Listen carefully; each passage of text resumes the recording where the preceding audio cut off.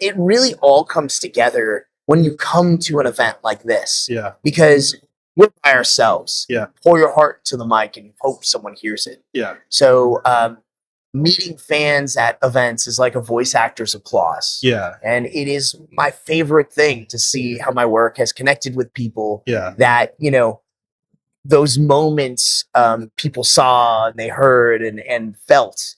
It's just the coolest thing.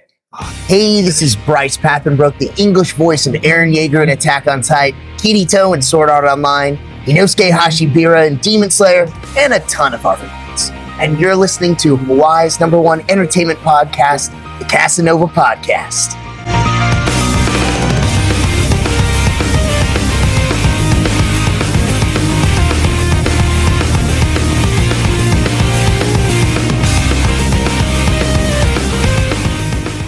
Aloha and welcome everyone to another episode of Hawaii's #1 podcast for entertainment and more, the Kasanova Podcast. I'm your host, Mekel Kasanova. Today I'm joined by the phenomenal, the one, the only Bryce Papenbrook. Bryce, how are you doing today? Doing great. Happy to be here chatting with you. It is an honor to have you on the show, man. Okay, so we're here at amazing Comic-Con Honolulu. How has your experience been so far? Really incredible. People are so friendly. I love doing these events in general, but to come to a place like Hawaii, a destination like this, and meet the fans here, just makes it even better.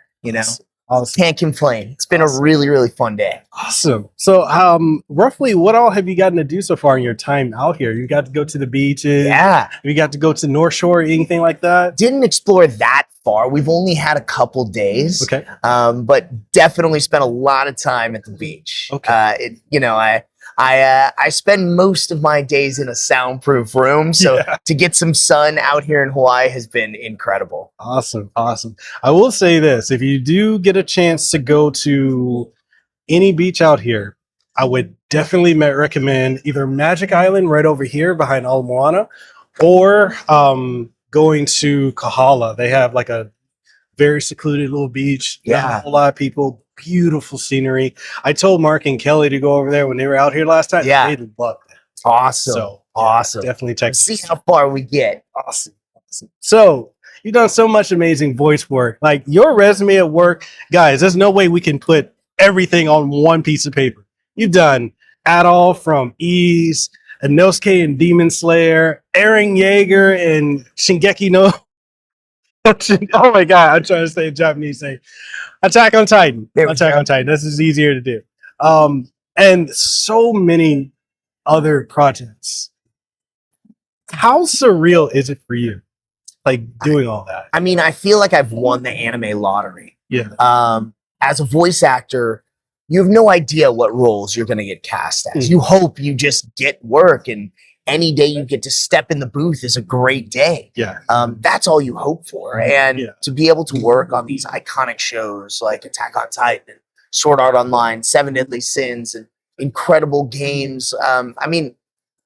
Can't complain. It's pretty surreal. Awesome. And it really all comes together when you come to an event like this. Yeah. Because we're by ourselves. Yeah. Pour your heart to the mic and hope someone hears it. Yeah. So, meeting fans at events is like a voice actor's applause. Yeah. And it is my favorite thing to see how my work has connected with people that, those moments people saw and they heard and felt. It's just the coolest thing. Awesome. So what are some things that you love doing? When you don't have to do voiceover work, when you don't have to do anything else, when it's just you. Yeah. What do you like to do? Well, I have a family. Okay. I've been with my wife since high school. Nice. She's amazing, incredible, the best ever. I have 3 kids. Nice. They're 9, 5, and 3. And they're really, really awesome. So spending time with those guys. We love to travel, which works amazingly well with going to conventions because they're off having a great time while I'm here at the con. So it's a vacation for them. They like to go out and explore US and the world. I've taken them all over the place. We actually went to New Zealand and Australia earlier this year. I have tons of stuff planned for next year. So it's one of my favorite things to do is travel, especially with the family. So what are 2 places that you absolutely love going to? If you can go there as many times as you want within a year, how often would you go? I mean, it's funny to say, but Hawaii, like being in one of my favorite places. My uncle lives on Maui. Wow. So Maui was a yearly destination for my wife and I for years and years. So coming out to Hawaii, just being on the island, like it's just a beautiful, magical place. Love it. And I mean, I mentioned it, but we love Australia also. There's something about the country that's just really, really fun. It's far away, but it's worth the trip to get out there. I love the animals too. We always try to go to like the nature reserves where they have open fences and animals bouncing around. I say bouncing because the kangaroos are my favorite. And you can go and like feed the kangaroos and like hang out with them and pet them. Like it's so fun. Okay. What would you say, like, as far as like the vibe of Australia to Hawaii, how similar is it and how dissimilar as well? Yeah, I mean, it depends where you are in Australia also. I think there's different cities that are fast paced. Like Sydney is like a fast paced city, or Melbourne, like, you know, much faster. And then there's like places that are a little bit slower. Like if you go to Perth and then you kind of venture out a bit, it kind of slows down a little bit. And Hawaii, like, you know, has its own vibe. Like, you know, things move a little slower out here, which is very, very nice. I'm from LA, born and raised, and it's kind of fast paced, kind of busy, kind of crowded. And I like it a little more laid back. I was going to ask you, how do you deal with that LA traffic? Every time I've had to go there, like I go there multiple times a year for like various things with like Sony or other companies.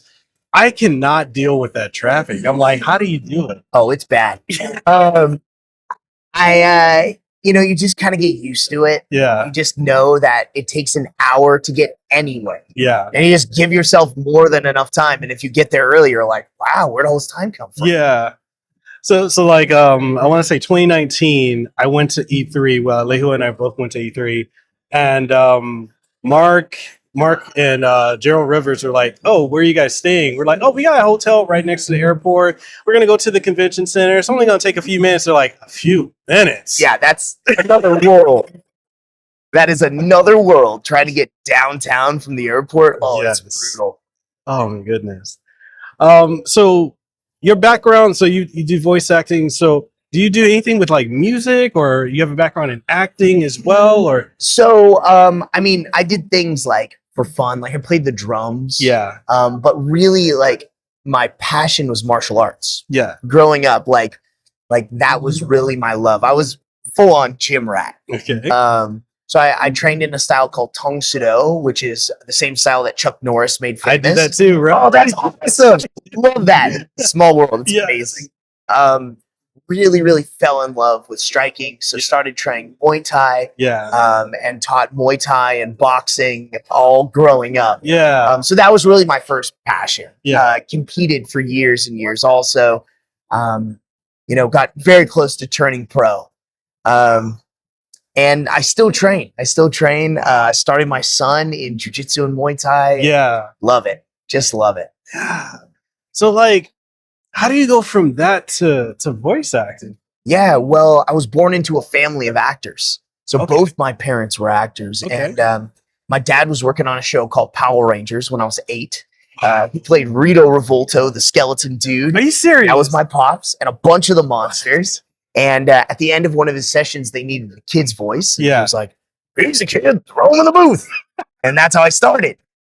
So I grew up around the industry, never thought that I would kind of fall into it. I actually went to UCLA, studied political science and philosophy. Thought I was going to go to law school. And then I booked a job and booked another one and haven't looked back. And really the motivation to dig in deep and work really, really hard was to carry on the torch for my pops. And it is incredible that I've been able to do that. You've been flying colors. You've been just absolutely killing it. Appreciate that. It's crazy how, like, you know, because I'm in a similar boat where like I went to school for like public relations, marketing, everything like that. And like I want to say I graduated 2008. Then we had the recession, couldn't get into that. And then I fell into IT for like 12, 15 years. Yeah. It's crazy how like when you're young, you'll like plot out, okay, this is what I'm going to do. Like go to school, get this degree, do this. And then life's like, you played yourself. Here's something else for you. Like it's so crazy. And I like to tell young people, like, as much as you plan, also be ready to pivot. Totally. Because you never know. Totally. You know? And the great thing about college is like, it's a perfect base. Yes. And I think more than what I studied is how I grew as a person. Yeah. You know, grew to make friends, grew to communicate with people, grew to learn things that are very, very challenging and hard. And that work ethic, you know, that it takes to be successful in school. It's you need a similar type of work ethic to be successful in anything. Yeah. Especially if you go into acting. Yeah. Like it's so competitive. And you're constantly trying to grow, constantly just putting yourself out there. Yeah. And you can never give up. You have to be tenacious. Yeah. And I think if you take that attitude, it's really the martial arts attitude. Yeah. Is what I've taken with everything in my life. Yeah. I think that's what helps to become successful. Never stopping that growth in that journey. Yeah. Very true.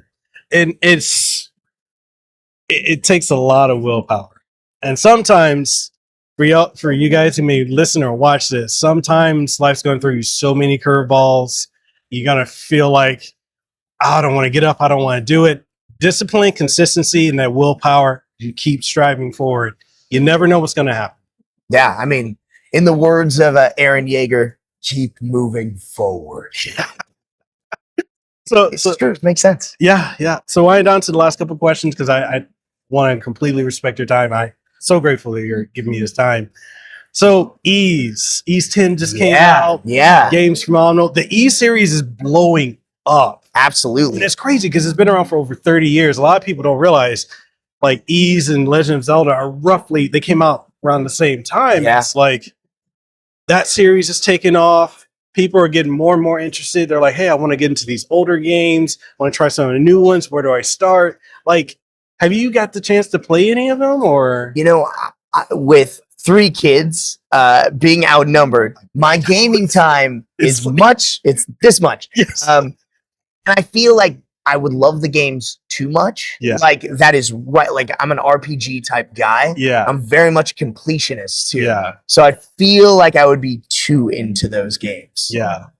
Yeah, definitely like with, so that's my youngest. She's 3. I've got 2 others that are 10 and 11. Awesome. And when we're saying that time is like microscopically, that's like time to use the bathroom, take the shower, drink some coffee. It's microscopically small. Oh yeah. It's like, how do you manage with everything you do? Like time with work, time with family, time specifically with each of your kids. How do you manage it? Because that's very trying. It's always a balancing act. It's constantly growing and adjusting and shifting things around. You find one thing's kind of needs more, so you move a little time there, and one thing needs more. It's it's all trying to find the balance, and it's constant work to find that balance too. Yeah. Okay, so one of the last questions I have for you, actually, it's not even a question. More like a statement. Well, kind of a question. So recently I was interviewing our mutual friend, Mark Whidden. Yeah. And on the podcast for like a good, I want to say 15, 20 minutes, he was just praising you. He's like, you are his mentor. He's like, you've helped him so much in his career with everything from like voice acting to working at cons. You guys are going to be going to a con soon. Yeah. Like he's like, he couldn't thank you enough. Like, and said you were one of the best people he's ever got to work with and one of his best friends. Dude, everyone I've talked to, when your name comes up, it's always praise. And like meeting you, that energy is just authentic. What is it? Like, is it the martial arts background? Because you're so humble. I mean, I just talk in a room like a crazy person. Like, I think I truly believe all rises with the tide. Yes. And if I can share some of my knowledge or experience with someone that could help them, like I'm happy to do that. And I try to as much as I can. Yeah. But yeah, it's super cool that Mark said the nice words. Like Mark's such a great guy. Yes. Can't say enough nice things about him too. And I'm stoked to be at a con with him. Like that we get to like hang out together. Another one of these things. It's gonna be awesome. Awesome. But yeah, I mean, I'm just very appreciative for the luck I've had, and the hard work is truly paying off. So, but truly, all rise tide. True. Any advice you would give to anyone who's listening or watching if they want to get into voice acting? Because a lot of people think voice acting is just video games or anime, but there's like audiobooks, there's commercials, infomercials. There's so many different things. What advice would you give to them if they want to get into it? And there's not one path. Everyone has to find their own way into the industry. Kind of what I said previously about the work ethic. Yeah. Grow every single day as an actor. Yeah. Grow every single day towards what you want to do in the industry. Mm-hmm. Whether it's taking classes, whether it's practicing, whether it's building skills that can make you more interesting as an actor. Just make those steps every day. Yeah. And hope for the best. Yeah. You have no control over what you're cast in. You have no control over the direction of your career. Yeah. So all you can do is work real hard and enjoy the experience. Yeah. So true.